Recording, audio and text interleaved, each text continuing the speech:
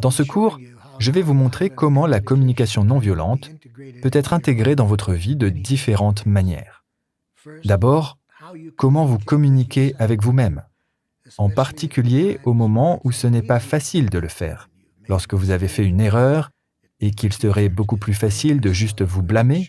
Nous allons vous montrer une autre façon qui, je pense, vous aidera à voir comment vous pouvez mieux apprendre de vos erreurs sans perdre le respect de vous-même.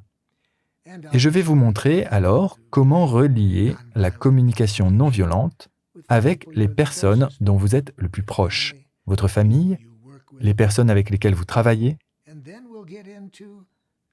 Et ensuite, nous verrons comment nous pouvons utiliser la communication non violente dans le changement social, où nous communiquerons avec beaucoup de gens qui pourraient se comporter d'une manière avec laquelle nous ne sommes pas du tout à l'aise.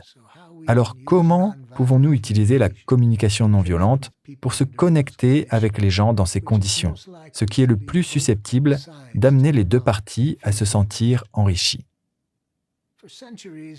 Pendant des siècles, nous avons été éduqués à des façons de penser et de communiquer qui doivent permettre à certaines personnes d'être supérieures aux autres et à avoir le contrôle sur eux.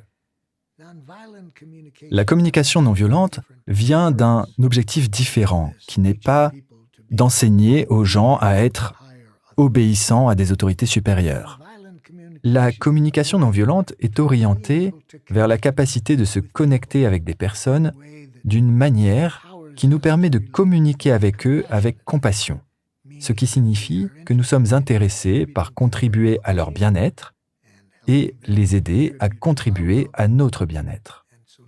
Et donc, la communication non violente nous montre la façon de penser et de communiquer et d'utiliser des tactiques d'influence qui soutiennent cette manière compassissante de vivre.